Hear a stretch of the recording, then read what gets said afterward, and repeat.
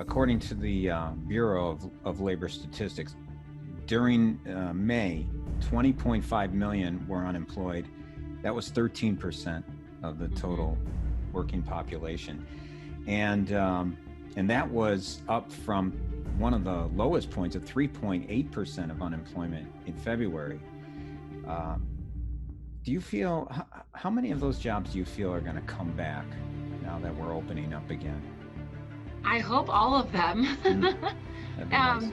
And like last year, I loved talking about the low unemployment rate that we had. It was so great for the country, for our economy, for our region locally. I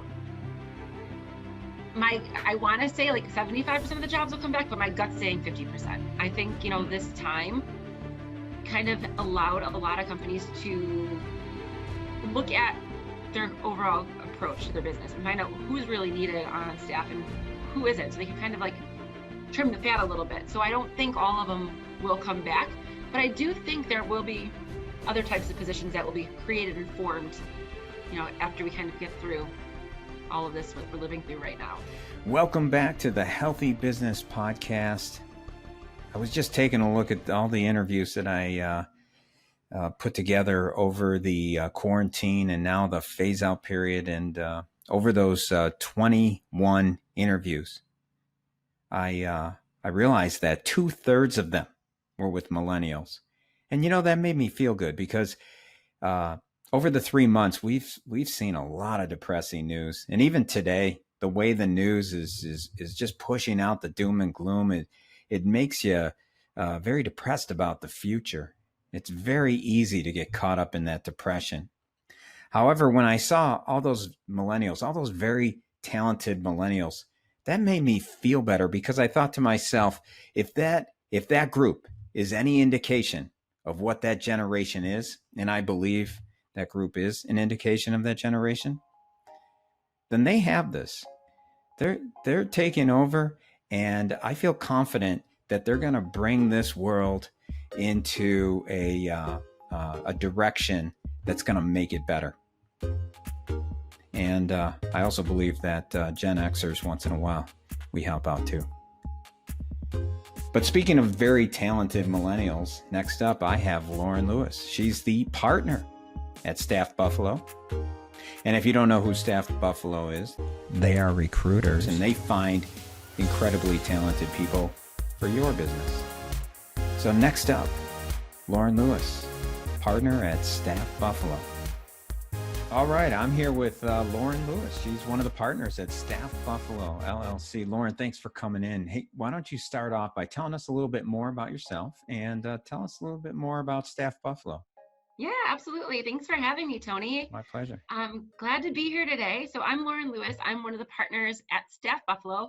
Like Tony mentioned, StaffBuffalo is a full-service recruiting company, and we focus on direct hire staffing, temporary staffing. In any industry, we focus on the positions that are office level admin up to the C-level positions. So we work with our clients to help them find the best person to fill an open position at their company. And our goal really is to kind of help them with any of their hiring needs. So not only is it helping them staff, but now, with everything being virtual, helping them kind of coordinate the virtual interview process and preparing that, coaching hiring managers on how to conduct a virtual interview, what's the best platform to use. So we really try and be that resource and that partner to our clients to help them with all of their hiring needs. We also talk to job seekers all the time about what their career goals are and what they're looking for in their next career move. We help them with resume formatting or interview workshops for interview prep. We do a lot of different things to kind of provide that whole approach to helping people find their next job. We can't find a job for everyone we talk to. I wish we could, because we only really work on the jobs that our clients hire us for. But we want to be a resource to them in as many ways we can to kind of help them maybe even just think about what their next job might look like, or help them with some resume advice to help them get their foot in the door for an interview at their next job. So excellent. Yeah. Very good. All right, I'm going to start with a bunch of statistics here. Unemployment statistics for the whole country. According to the Bureau of Labor Statistics, during May, 20.5 million were unemployed. That was 13% of the total working population. And that was up from one of the lowest points of 3.8% of unemployment in February. Do you feel, how many of those jobs do you feel are going to come back now that we're opening up again? I hope all of them. That'd be nice. And like last year, I loved talking about the low unemployment rate that we had. It was so great for the country, for our economy, for our region locally. I want to say like 75% of the jobs will come back, but my gut's saying 50%. I think, this time kind of allowed a lot of companies to look at their overall approach to their business and find out who's really needed on staff and who isn't. So they could kind of like trim the fat a little bit. So I don't think all of them will come back, but I do think there will be other types of positions that will be created and formed, after we kind of get through all of this what we're living through right now. Yeah, that's interesting. Thank you. It'll shift for sure. It's going to be a constant evolving world we're living in, especially when it comes to companies and jobs and the economy. It's going to continue to move and evolve. And I think the people that'll come out strongest on it are the people that can adapt and will be a little bit more agile to career opportunities and if they're a business owner, to their businesses, and adapting as needed. Yeah, that's good advice. Of those that were unemployed, it seems like women were affected more than men. 14.3% of the unemployed were women versus men, 11.9%. And actually, if we drill down to minority women, 16.7% Asian, 17.2% Black women, and 19.5% Hispanic. Why do you suppose it's affecting women more than men, this unemployment? I think a lot of it comes down to the industry. So I think a lot of women work in industries that are not essential. There's hospitality, education. I mean, those are industries that were really hit hard by the COVID outbreak. So I think that has a lot to do with it. The other fact I'm hearing a lot when I'm talking to candidates, specifically female candidates, they're home with their kids if they have families. So a lot of times, with kids not being in school or having their summer camps or their daycare, however they had their childcare set up, a lot of that is not happening right now. So when it comes to the parents, a lot of times the mom has to make that decision to stay home with the kids. They can't go into an office. And if their position requires them to go into work physically, they can't work remotely, a lot of times they just can't do it. I've talked to a lot of candidates who've asked me that question, if a position is remote or if it requires them to be in the office. And if it requires to be in the office, candidates have said, I just can't do that right now. My kids are home. I don't have childcare. My significant other's job is essential, so they're still working. So they kind of have to navigate all that is going on. And I think that is what is leading to the higher unemployment rates for women in particular. Yeah, that's interesting. That's a good point. Hopefully we never have to get quarantined like that again. I know. I hope not. Like that, the 3 months that we had to do so far we got through it pretty much. We're not through it yet, but I don't want to do it again. That's for sure. No, me neither. Me neither. I'm admittedly very tired of Zoom meetings, to be quite honest. I know, we talk about that too. It's like the Zoom fatigue. It's like you're on Zoom meetings all the time, and eventually it's like you get sick of looking at yourself like on the computer screen. And yes, indeed. We're humans. We like that physical interaction where you see someone and can shake a hand or give a hug. Yes, I agree. High five, and can't do that now. I look forward to that. Now, if we bring this down regionally, Buffalo fared worse than America with 19.2% unemployment. That's almost 1 in 5 unemployed in the 2-county Buffalo metro area. Why do you think that's the case? Buffalo always seems to get hit pretty hard when it comes to like economic recessions. I think a lot of it has to do with the fact that although the past couple of years we've been boasting we've had a great economy and things were happening in Buffalo, and it was getting exciting. We were having this renaissance. but we still just weren't quite there yet. And I think there are a lot of companies that maybe haven't adapted to the changing times. They haven't adapted to remote work. And in that case, then they just they struggle with it, and they don't move forward, and their employees are affected and laid off or furloughed. A lot of it does come down to industry as well. I mean, you look at a big company in Buffalo like Delaware North, they're headquartered here, and a lot of their business revolves around tourism, hospitality, sports, and all of those industries were affected. And there are so many people that have worked at Delaware North that were furloughed and got laid off. So I think, that takes a big hit to our economy as well. Yeah, definitely. Yeah, thank you for that. Mm-hmm. What was the hiring environment like during the quarantine? It stopped, Mm. really. I mean, I think a lot of companies were trying to figure out what to do, how to handle the quarantine we're all faced with, and social distancing, and were they essential, were they not essential, who could be in the office, who has to work from home, how do you work from home. So we had a lot of things in process right before quarantine hit in mid-March. We had a lot of job interviews in process for candidates at clients, and then it just stopped. And a lot of the clients' reasoning was they had to lay off their own internal employees, so they couldn't hire new people to come on. And they had to kind of figure out what was going on and how to continue to move their business forward during quarantine. About mid-May, I did see a shift. I think people kind of got over that, like, oh my gosh, what do we do? What is happening right now? Mentality. And they realized, okay, here's who we need, here's what positions we need to fill. And they are starting to kind of move forward again with the hiring process, which is really exciting to see. But it really just stopped for probably 2.5 months. Wow. Yeah. Many of my clients are struggling right now, especially the ones that are, some of the lower wage type of jobs, that they're struggling with that extra $600 unemployment Mm-hmm. supplement, and they can't compete with it. They just No. cannot compete with it. And then there's other employees that just come out and say, hey, I want to stay home and collect that $600. Yeah. What kind Oh of yeah. advice do you give to a business owner like that? It's hard. And I'm just honest with them and upfront about it, because that is something we're seeing all the time. The state is paying people essentially to stay home. They're encouraging people to stay home and not work. The extra $600, that's a lot of money. Mm-hmm.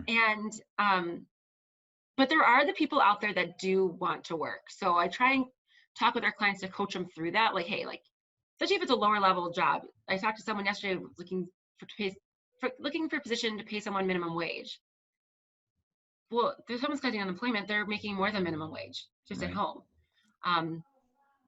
So I just tell them it's going to be hard. It's going to be hard to find someone with that going on.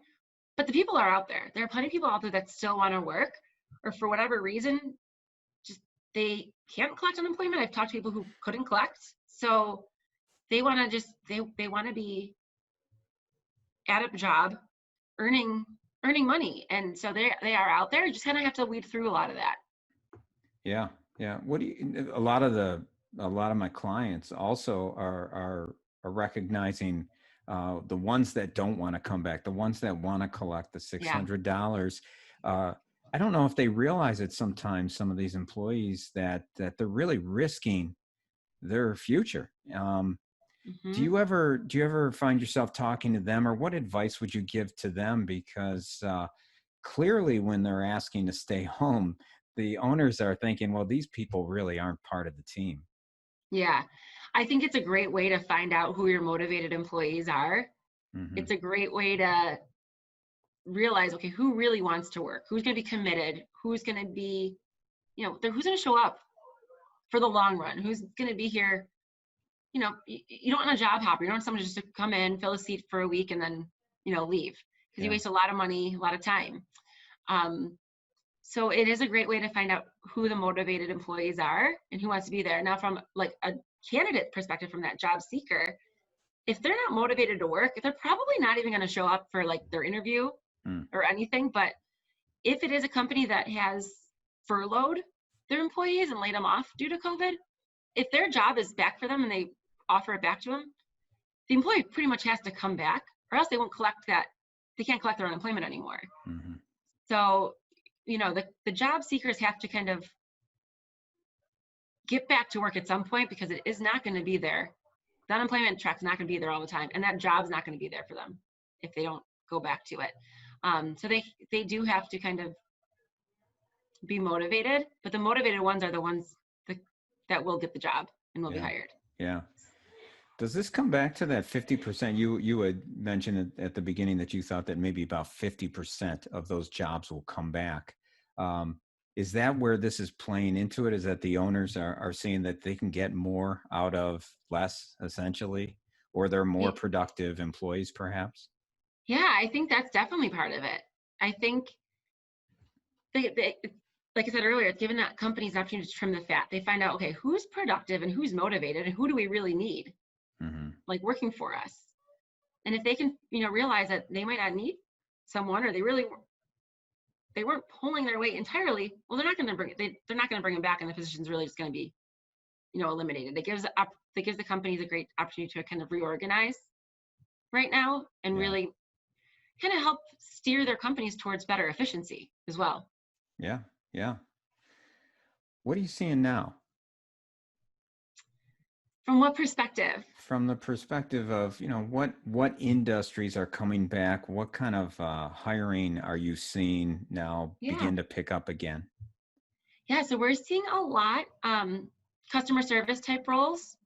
We're seeing accounting positions, human resources positions in the legal field, and like paralegals, legal receptionists, all those types of positions they're really essential to keep businesses running and functioning.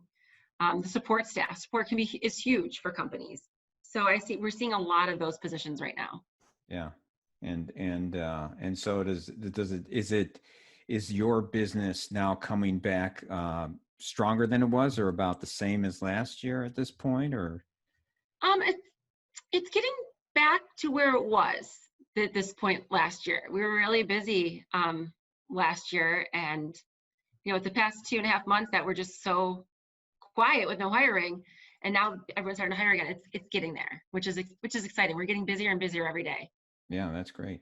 Do you think that with now what will probably be more unemployed, is it going to be easier to find good candidates? Finding good candidates, I don't ever want to say it's easy, because sometimes they trick you. You think you have a good one, and then they trick you. They say what you need to hear because they want that job. So we really always try and vet the candidates out from every aspect. And if we tell our recruiters, hey, if you get a bad gut feeling about this person, or if they're not responsive to you, if they don't show up to an interview on time with the recruiter, then we're not going to put them even at an interview with one of our clients, because if they can't show up for us, they're not going to show up for a client, and then that's wastes everyone's time. So there will be more available candidates, that's for sure. I mean, back when the unemployment was low, there weren't a lot of available candidates. So we always talk to our clients about the passive candidate market. So those candidates that were actively employed, not looking for their next job, but open to it for the right opportunity. And that's a lot of the type of people that we work with as it is. We work with those passive candidates. Now, because the unemployment rate is so much higher, there's gonna be a lot more people available to work. So then it's gonna have to come down to really kind of vetting out who the great candidates are. Interesting. To fill the role. Yeah. How now is StaffBuffalo back to the office, or how are you managing coming back now? Yeah, so we're not back yet. We've been working remotely since March 16th, and we've adapted. We've always been set up to work remotely. We've always wanted to give our team the opportunity to work from home if they needed to.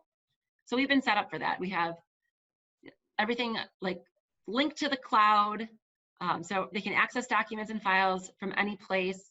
Our phones, they can do everything from their cell phone. They get their work number forwarded to the cell phone so they can take and place all calls right from their cell phone. So we've been set up for it, which has been great.